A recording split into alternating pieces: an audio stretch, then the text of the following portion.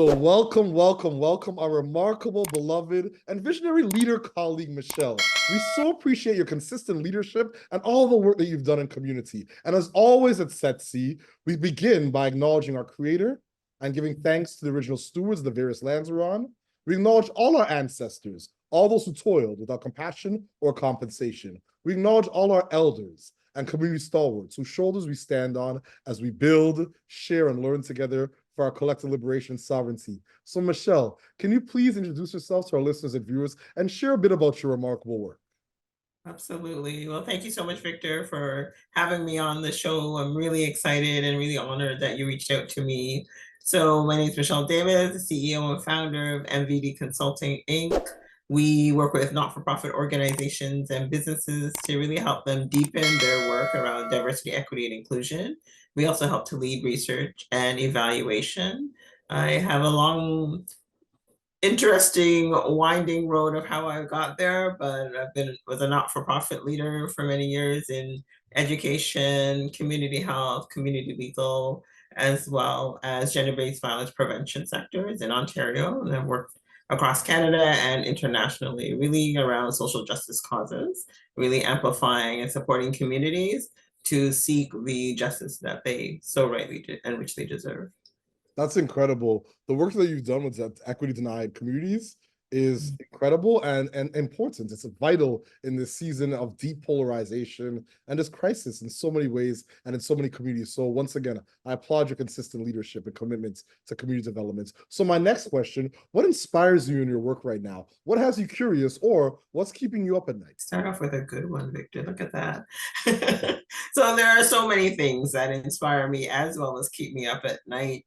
So certainly what's going on in the macroeconomic, sectors, issues, how they affect households that are much like mine with Black-led, Black families. So really understanding how, increased inflation, increased interest rates are really pushing many of us in different ways. So that has me concerned in terms of, coming on the heels of the pandemic, which so gravely impacted our families and communities.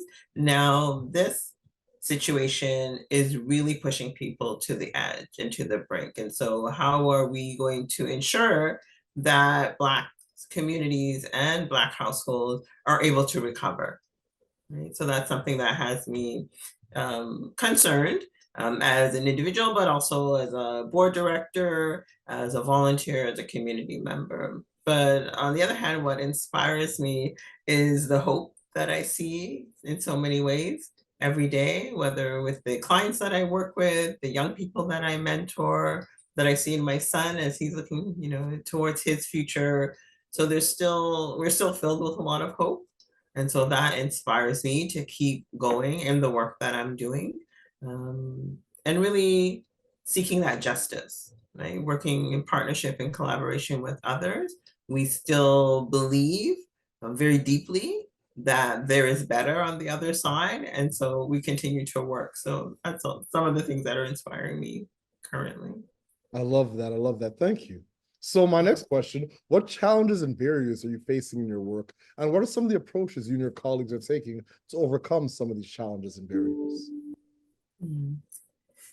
So I think there's been, for a lot of us who work in diversity, equity, inclusion, there's been an ongoing and deepening backlash in many sectors. We saw that with Professor Gay, who decided to resign as president of Harvard University. And that's had a lot of ripple effects for many of us who do this work. That hit really hard for me, seeing her mistreatment by the public, by alumni, by donors to the university, as well as by university administrators themselves. As someone who has been part-time faculty, I know by no means carried the weight that she carried, but I can understand teaching at the post-secondary level, for example, is very, very demanding. It's very exhausting. And to be treated in that way, it hit very hard for many of us who have worked in the academic sectors. So that's one thing. So we're grappling with how to unfreeze this freeze. that has happened where in some sectors, particularly in the US, there's kind of this retracting, stepping back from DEI, but often those are organizations that weren't really committed in the first place. They were very performative. They were just at the surface doing this work. But I'm able to really lean into my clients and my projects where people are fully committed. They are leaning into the work. And so that helps to counter some of those challenges that the wider sector across North America, let's say, is facing. And that while there are some who are stepping back, there and retreating from the work, there are those who continue to push forward. And so I'm very much most interested in supporting those who continue to do the work and continue to push forward. I couldn't agree more. When I saw that she resigned after navigating such a contentious topic and issue for so many weeks or months, it saddened me. It was very disheartening. And I think it hit a lot of folks that are doing any work in terms of justice, access, inclusion, diversity, decolonization, equity. Like social justice work is challenging, but when you see a leader of her pedigree and her the body of work that she comes with having to resign, it was definitely very disheartening. So once again, I appreciate you bringing that up, your candor and your authenticity. Yeah, so my next question is, do you have a set of key priorities right now in your work? Mm-hmm. So key priorities, I mean, as an entrepreneur, as a business owner, there are always a number of things that you're working on in terms of growing sales, growing revenue, increasing brand awareness, hiring more people, creating employment for others. But more specifically to DEI work, really, for example, one of the things that we're doing for 2024 is a series of webinars on various topics related to DEI. So on Tuesday, we had our first one on human resources, recruiting and retaining diverse people. It was a great conversation. Had a guest speaker on who was incredibly knowledgeable, and people found a lot of value in that. So that the priority for us and for me as the head of my company is to continue to add value, continue to educate folks, particularly those who work with or lead smaller companies and smaller organizations who may not have an HR department, who may not have a DEI division, providing that value and information and education in these kinds of formats, such as these monthly webinar series. So we have another one planned on legal issues, a third on big data, data analytics tied to storytelling. So that's a priority for us in this quarter and for this year to continue to add that education, that information, and that value to our clients. Also continuing to show up for communities in particular ways, supporting folks as they try and navigate this new sort of kind of normal, where people are feeling really stretched, really pressured, where the workforce has shifted in so many different ways, which makes it challenging for employees, but also for employers. So being able to kind of stand in that gap, hold space for people to think through these issues, to have these conversations, and really to find the supports that they need. So those are a couple of the priorities for us right now. That's very helpful. Thank you. So my next question, how do you feel about the future of DEI in Canada? There's been a pushback in terms of ESG work and DEI work in the States, and it's creeping across Turtle Island. How do you feel about the future? Are you optimistic? Are you pessimistic? Are you hopeful? I am very optimistic, but maybe that's because naturally I am very much a glass half full person.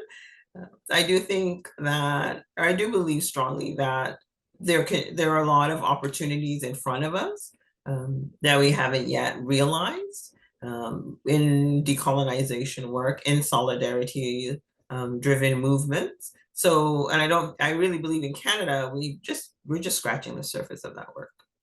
I often say that I feel when it comes to DEI work in Canada, we're kind of like in kindergarten, whereas the neighbors to our south, they're kind of, senior year of high school, first year of college. The sector is much more developed, I feel, in the US in some regards.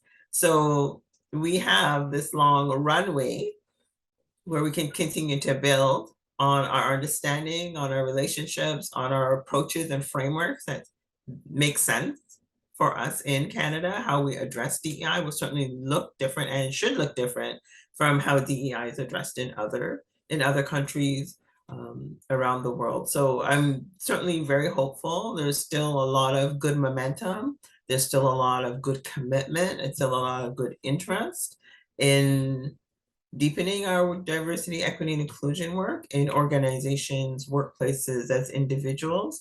So just continuing to every day, just chip away at it, continue to move forward, because eventually we will get to where we want to go. It won't be easy, as we know. It hasn't been up to this point.